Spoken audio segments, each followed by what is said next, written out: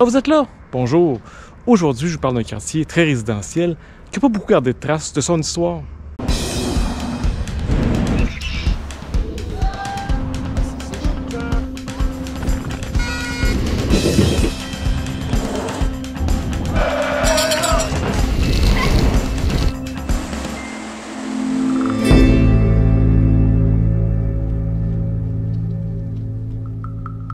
Comme bien des secteurs à Montréal, Longue-Pointe a commencé à se peupler dans les années 1600, avec les terres qui avaient été cédées par les Sulpiciers. Dans les années 1800, Longue-Pointe, c'était une immense paroisse qui regroupait plusieurs terres. En fait, tout ce qu'il y avait entre Hochelaga et Pointe-aux-Trembles. En plein centre de la paroisse, il y avait l'Asile des Aliénés, fondé par les Sœurs de la Providence. Ça a été fondé en 1875. Bon, après avoir passé au feu quelques fois, l'asile existe toujours, mais il a évidemment changé de nom. Ça a été l'hôpital Louis-Hippolyte Lafontaine, et maintenant, c'est l'Institut universitaire en santé mentale de Montréal. Longue-Pointe va rester un petit village pendant très longtemps, jusqu'à l'époque où on a commencé à construire toutes ces belles autoroutes. C'est en 1964 qu'on a construit ce segment de la Transcanadienne, cette autoroute qui se transforme en pont-tunnel pour aller sur la rive sud. C'est le pont-tunnel Louis-Hippolyte Lafontaine. La construction de l'autoroute a carrément détruit le village. On a donc détruit l'église et on a expatrié 300 familles. Si on regarde Google Maps, le quartier qui fait partie de l'arrondissement Mercier-Hochelaga-Maisonneuve a des drôles de frontières et, à mon avis, est beaucoup plus petit qu'il devrait être, si on se base sur la paroisse originale. En tout cas, ce qui est sûr, c'est que la limite ouest du quartier, c'est la rue d'Exune. Vous savez, cet endroit où la piste cyclable de Notre-Dame passe du nord au sud et devient vraiment pénible. Mais je reviens en arrière dans l'histoire pour vous parler de la guerre d'indépendance des États-Unis. C'est quoi le rapport avec Montréal, vous allez me demander? Ben, Montréal, pour les Américains, était très stratégique. Et ils ont essayé à maintes reprises de s'en emparer. Une des premières tentatives a été faite par Ethan Allen et un petit groupe de 100 soldats américains. Ils sont partis des îles de Boucherville pour arriver à Longue-Pointe. La bataille n'a pas duré très longtemps. Les forces anglaises, qui, je vous le rappelle, gouvernaient le Canada à cette époque-là, ont vite pris le dessus sur les Américains. Et la bataille de Longue-Pointe s'est terminée ici, devant la maison Picard. C'est là que l'officier américain Ethan Allen s'est fait capturer. Ce qui est intéressant, c'est que la fameuse maison Picard a été déménagée quand Longue-Pointe s'est transformée. On l'a amenée plus dans l'est, dans Tétroville. La maison qui a été bâtie en 1740 sert maintenant de garderie. Et le petit parc qu'il y a autour, à côté du parc Belle-Rive, s'appelle le parc de la capture d'Ethan Allen. C'est le genre de petits détails que je trouve vraiment intéressant.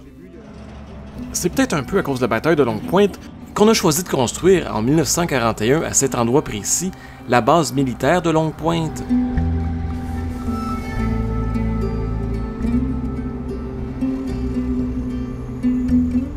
Je contourne donc la base à vélo. On l'appelle la base de Longue-Pointe, mais c'est plus précisément la garnison Montréal. Ou encore plus précisément, la base de soutien de la 2e division du Canada-Valcartier, Détachement Montréal. Il y a plus de 2000 personnes qui travaillent sur cette base-là. Et la base peut loger jusqu'à 90 familles de militaires. C'est par cet endroit que tout le matériel militaire importé ou construit passe pour tout le Canada. Bon, évidemment, ne rentre pas là qui veut, et on peut encore moins filmer. Par contre, en 2019, j'ai eu la chance de visiter un musée militaire qu'il y avait sur la base. Malheureusement, le musée a fermé en 2020. Et derrière le musée, il y avait plusieurs véhicules militaires impressionnants. Je sais que la plupart, c'est des machines à tuer, mais moi, ça me rappelait mon enfance quand je jouais avec des G.I. Joe.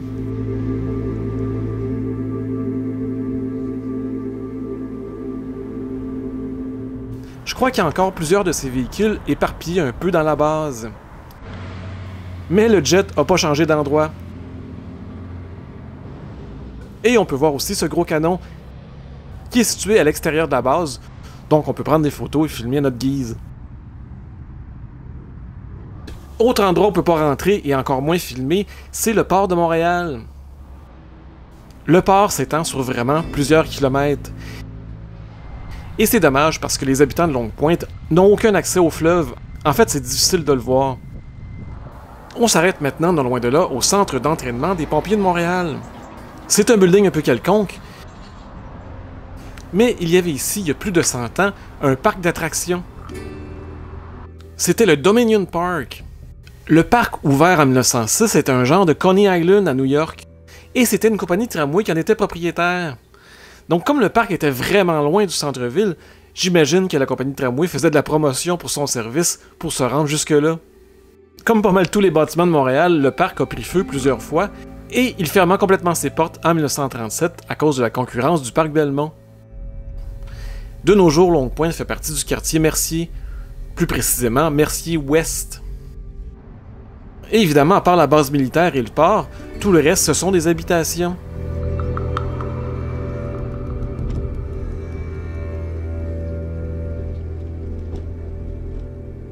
Il y a toutes sortes d'habitations dans ce coin-là. Des petits bungalows, des duplex, des triplex, et aussi des gros HLM.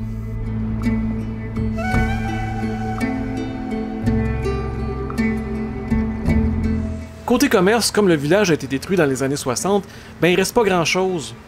On a ce qu'on appelle des strip malls le long de la rue Sherbrooke. Bon, c'est pas très élégant, ça fait beaucoup penser à la banlieue, mais il y a quand même plein de commerces intéressants, toutes des chaînes. Mon père qui habite le quartier voulait que je visite le sanctuaire Marie-Reine des Cœurs. C'est un des 6 sanctuaires de Montréal. Les sanctuaires sont des églises vouées à la dévotion de saints bien précis, un peu comme l'oratoire qui est consacré à Saint-Joseph. On a des endroits comme ici où on peut allumer un des lampions parmi la centaine qu'il y a.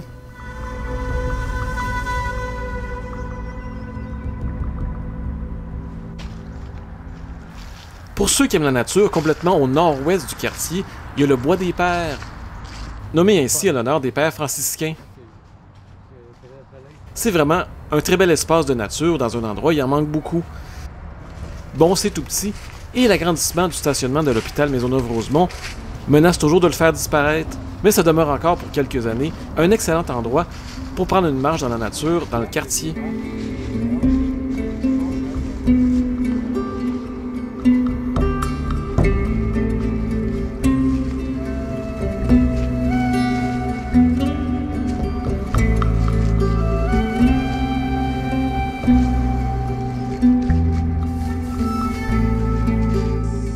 Donc je sais que Google Maps dit que le quartier s'arrête à la rue Sherbrooke, mais moi je suis monté plus dans le nord pour aller voir un secteur où je suis jamais allé.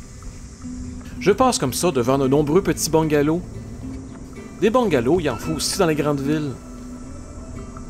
Et cette partie du quartier est assez verte et très agréable, disons-le. Je croise aussi plusieurs duplex ou triplex semi-détachés qui me rappellent des quartiers comme Saint-Léonard ou Anjou, qui sont vraiment pas très loin. J'ai marché pas mal et j'arrive comme ça à la rue Beaubien. J'arrive comme ça à un parc où je n'étais jamais allé. Ben oui, il y a encore quelques endroits à Montréal où le capitaine n'a jamais mis le pied. C'est le parc Félix-Leclerc. Il me fait beaucoup penser au parc Maisonneuve, mais en plus petit. Un grand parc avec des plaines et des collines gazonnées et quelques endroits où il y a des arbres.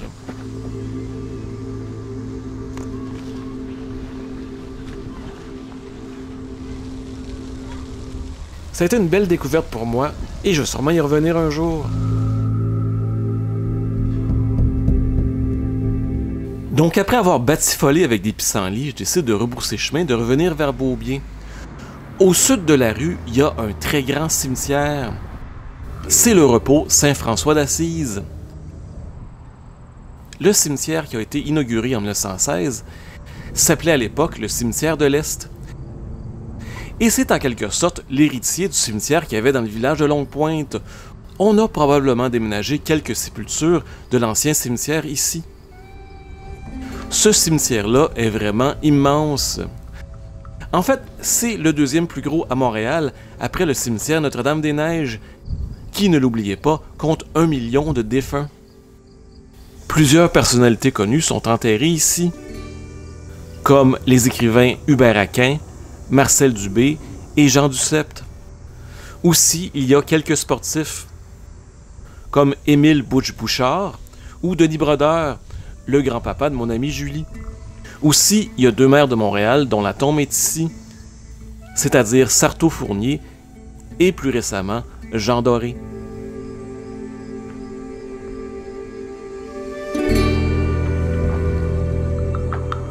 J'ai un rapport tout particulier avec les cimetières depuis la mort de ma maman en juillet dernier.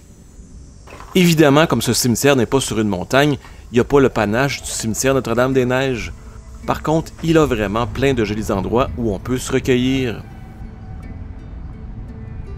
À l'entrée sud du cimetière, il y a la statue de Saint François d'Assise. Ce dont je me rappelle de mes cours de catéchèse, c'est que ce monsieur-là était l'ami des animaux.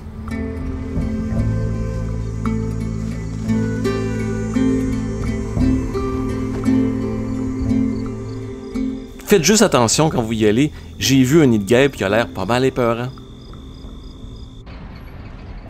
Alors voilà, c'est ce qui termine ce petit tour du quartier Longue-Pointe. J'espère que vous avez apprécié. Si oui, comme d'habitude, un petit pouce en l'air en bas de la vidéo. Abonnez-vous si ce n'est pas encore déjà fait. Allez voir mon Patreon, je vais mettre le lien dans la description. Et là-dessus, on se dit à super bientôt.